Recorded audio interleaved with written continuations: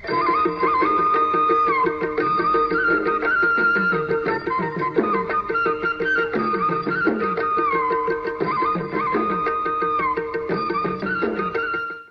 టోపీ.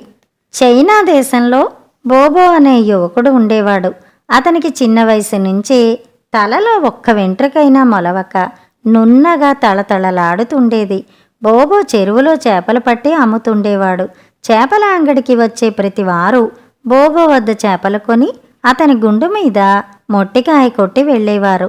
బోబో వారిని తిట్టలేక మనసులో విచారపడుతుండేవాడు. సాయంత్రం ఇంటికి వచ్చేసరికి మొట్టికాయల దెబ్బలు తిన్నా తల నొప్పిగా ఉండేది. బోబోకి వ్యాపారం అంత బాగా సాగేది కాదు. ప్రతిరోజు మొట్టికాయల దెబ్బలు తినలేకపోతున్నాడు.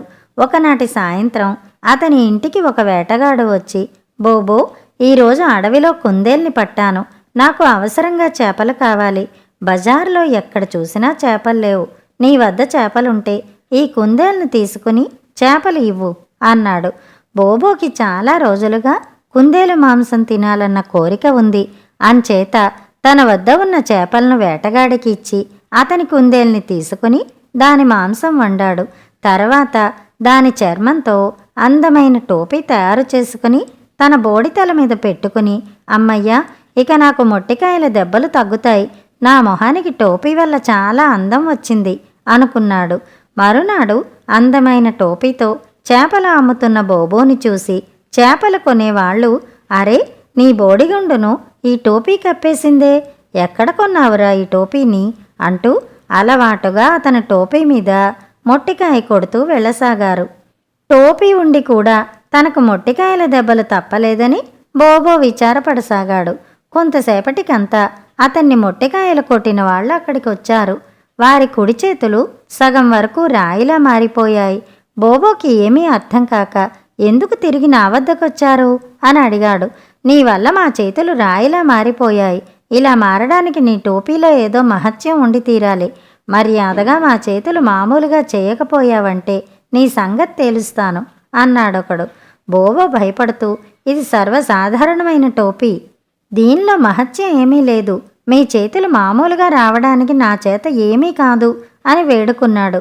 దాంతో ఆగ్రహం చెందిన వాళ్ళు కత్తులు తీసుకువచ్చి అతని మెడకు ఆంచి, నువ్వు మా చేతులు మామూలుగా మార్చకపోయావంటే నిన్ను చంపేస్తాం అని బెదిరించారు.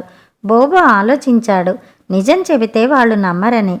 అబద్ధం చెప్పి తప్పించుకోవాలని అనుకుని, పైకి నా గుడిసెలో ఇలాంటి టోపీ ఇంకోటి ఉంది, దాన్ని మీ తల మీద ఉంచుకోండి, మీ చేతులు మామూలుగా మారిపోతాయి అన్నాడు.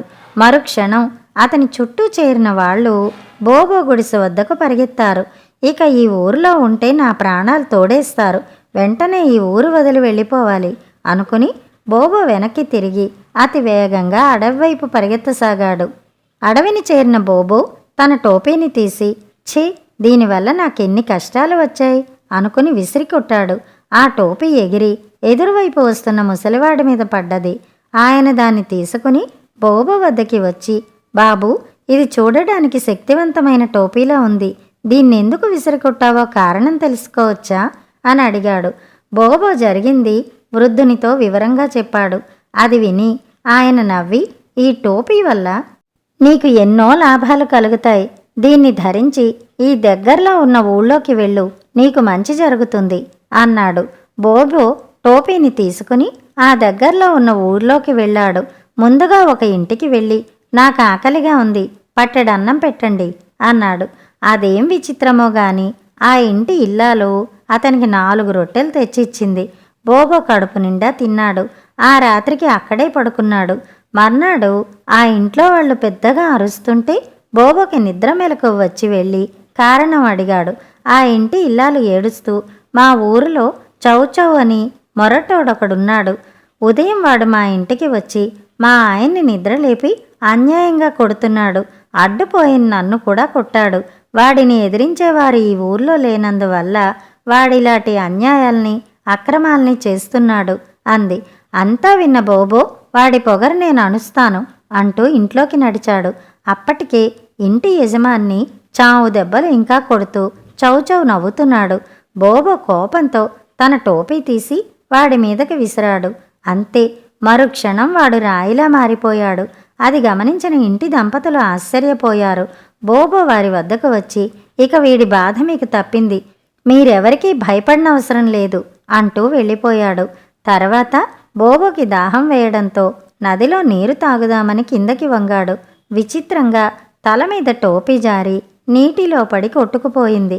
ఈ వింత టోపీ వలన నాకు లాభం ఎక్కువ ఉన్నా పాపం చాలామంది సిల్లుగా మారుతున్నారు. ఈ టోపీ నాకు అనవసరం అని బోబో అనుకుంటూ వెనక్కి తిరిగి వెళ్ళిపోయాడు. కథ సమాప్తం. కథ కంచికి, మనం ఇంటికి.